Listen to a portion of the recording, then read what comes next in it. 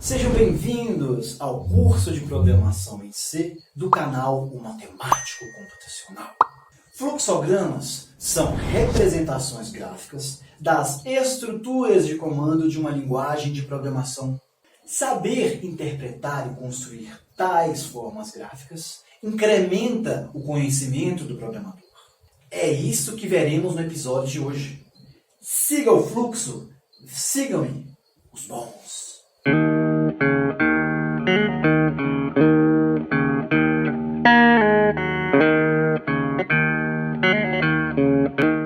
Seguindo o fluxo, vocês aprenderão como construir fluxograma com exemplos na linguagem C.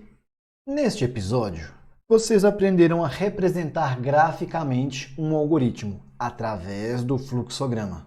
Para isso, vocês precisam saber como representar ações sequenciais, as estruturas de seleção if, else e switch case, além dos 3 laços de repetição while, do while e for. Vocês verão, com os exemplos apresentados neste episódio, como é fácil representar algoritmos em programação estruturada usando fluxogramas. Um fluxograma é uma representação gráfica de um algoritmo ou de uma parte do algoritmo, de modo que se utilizam símbolos conectados por linhas de fluxo. Os símbolos podem ser elipse, que representam o início ou o fim de um algoritmo. Pode-se usar círculo para representar o início ou o fim de um trecho de um algoritmo. Para descrever um conjunto de ações no algoritmo, se utiliza retângulo. Agora, para representar uma decisão, é necessário se adotar o losango. Munido deste arsenal geométrico, descreveremos o funcionamento do controle das estruturas sequencial, os 3 tipos de seleção if, if-else e switch case, além dos 3 laços de repetição while, do while e for. Usaremos essas representações para descrever algoritmos em programação estruturada em blocos, na qual, para cada um desses controles, haja apenas uma entrada e uma saída de fluxo. E tal saída deve ser conectada em uma outra entrada. Neste exemplo, ilustra-se um algoritmo que lê um número inteiro e se imprime qual é o próximo valor par. Iniciamos o algoritmo com uma elipse, na qual se leva a primeira ação sequencial, que é ler o inteiro n. Daí se entra em um controle de decisão, que é o if, questionando se n é par. Se n é par, então se imprime n mais 2. Agora, se n não é par, ou seja, é ímpar, logo o próximo ímpar é n mais 1. Em todo caso, após se imprimir o próximo número par, o algoritmo é finalizado na representação da elipse, com a palavra fim. Um possível programa desenvolvido em C daquele fluxograma é este que se está em execução. Informa que um número inteiro 5. 5 é par? Não, 5 é ímpar. Então se imprimirá n mais 1. Em uma nova execução, informarei o número 78. 78 é par? Sim, é par. Então se imprimirá n mais 2. A representação de uma sequência de ações feitas através de retângulos pode ser assim. Tenho aqui a linha de fluxo que chega nesta ação, que após executada passa-se para a próxima ação e assim sucessivamente. A representação de um if simples ocorre da seguinte maneira. A linha de fluxo do programa chega no teste condicional que, se der verdadeiro, vai para o bloco de ação do if verdadeiro e após a finalização volta para o programa após o if. Se der falso, prossegue-se o programa após o if. Para o if-else, se tem o teste condicional que, dependendo do resultado, se vai para o bloco verdadeiro ou para o bloco falso. Ao findar os mesmos, se vai para a continuação do programa após o if-else. No switch case, se tem a representação do teste de cada caso com o seu respectivo bloco de ação. Pode-se colocar um break que leva para fora do switch, ou, na ausência do break, a linha de fluxo leva para o bloco de ação do caso abaixo. No laço de repetição while, se tem o teste condicional que, se caso verdadeiro, entra no bloco e, ao final, o teste é repetido. Se acaso o teste der falso, então o fluxo do programa sai do laço de repetição while.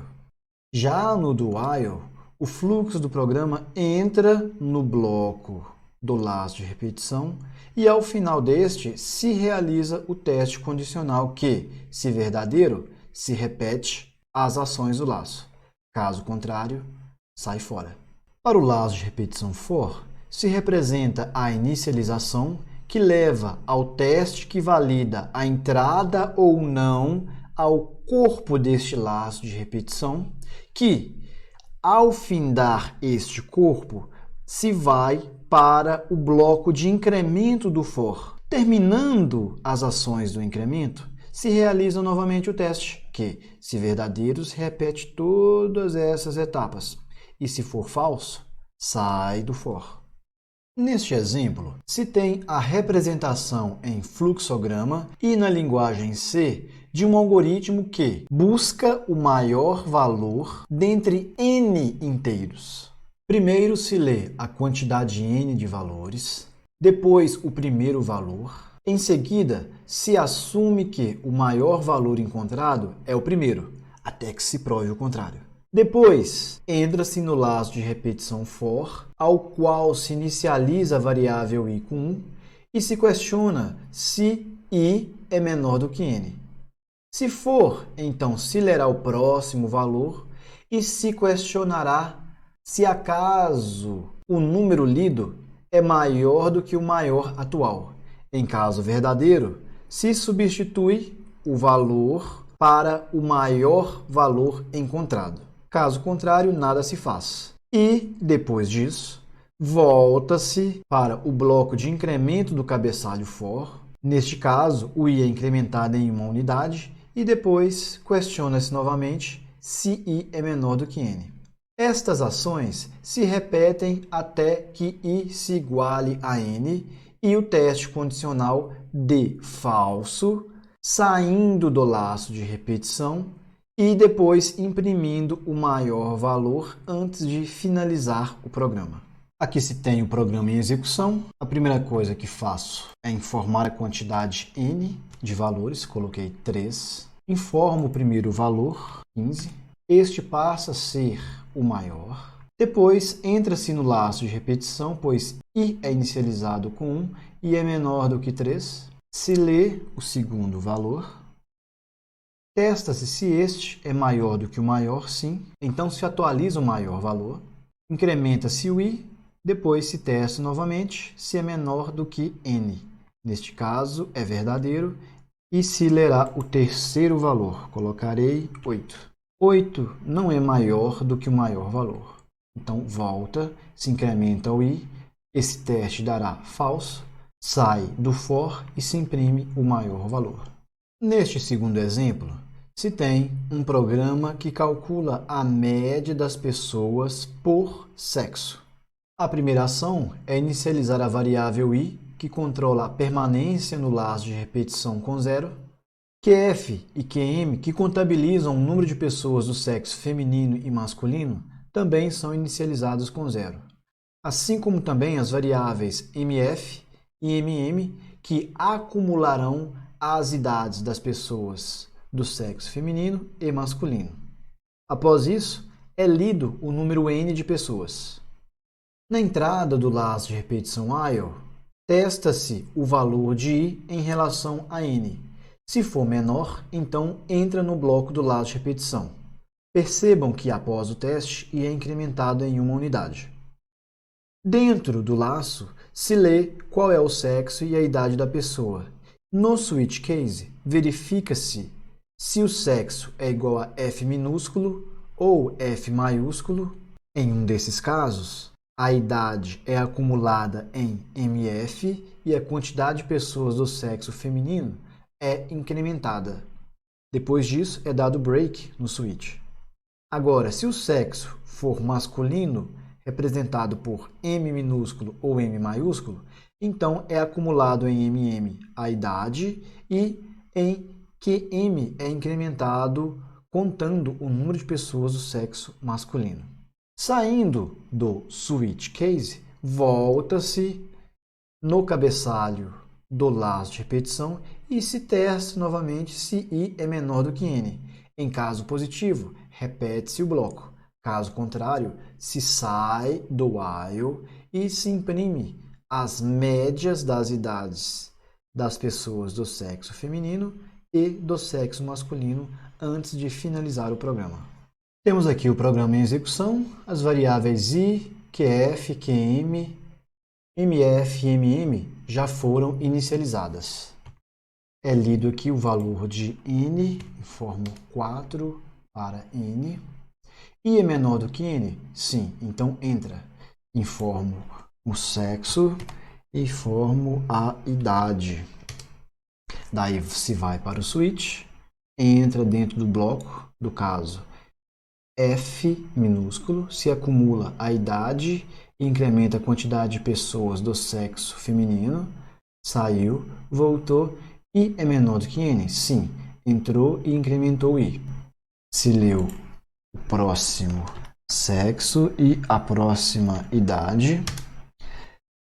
Entrou no switch case, acumulou a idade das pessoas do sexo masculino em MM e contou a quantidade de pessoas do sexo masculino em QM. Voltou no while, I é menor do que N, entrou. Agora será lido um novo sexo e uma nova idade. Switch case vai para o caso em que sexo M minúsculo ou maiúsculo, incrementa a idade em MM e soma-se mais uma unidade em QM.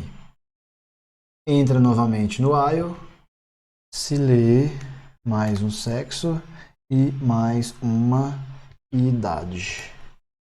Vem novamente para o caso em que F é maiúsculo, em MF é acumulada a idade, em QF é incrementado o número de pessoas do sexo feminino.